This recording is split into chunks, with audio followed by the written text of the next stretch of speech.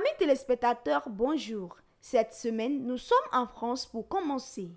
Une cinquantaine de chefs d'État, des représentants d'institutions internationales et de la société civile réunis à Paris depuis ce jeudi pour le sommet sur le climat de Paris à l'initiative d'Emmanuel Macron, avec pour objectif imaginer un nouveau système financier mondial pour mieux armer les États les plus vulnérables contre le dérèglement climatique et la pauvreté. En ouverture à ce sommet, le président français Emmanuel Macron a appelé à un choc de financement public afin de jeter les bases d'un nouveau pacte financier mondial pour aider les pays les plus vulnérables à faire face au changement climatique.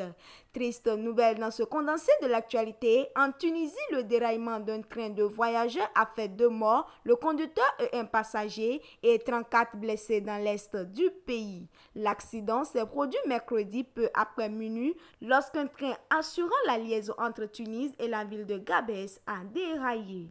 Autre nouvelle, le président béninois Patrice Talon est allé dans la mi-journée de ce mercredi en Côte d'Ivoire pour une visite d'État. Lors de cette visite, le président Patrice Talon et son homologue Alassane Ouattara se sont entretenus sur plusieurs questions dont la situation sécuritaire, économique et sociopolitique dans notre sous-région.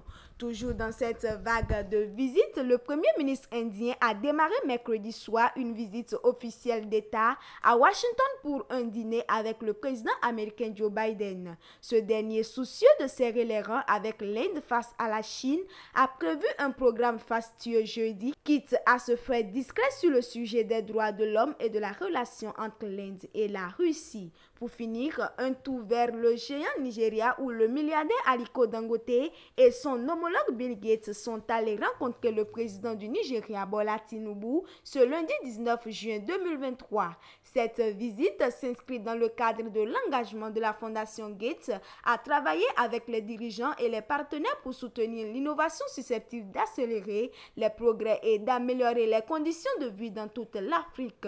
En retour, Bola Tinubu s'est engagé à accorder une attention particulière à la santé et à la sécurité des Nigériens et à saluer le courage et l'engagement de Bill Gates à œuvrer pour l'humanité ainsi que le partenariat avec la Fondation Aliko Dangote.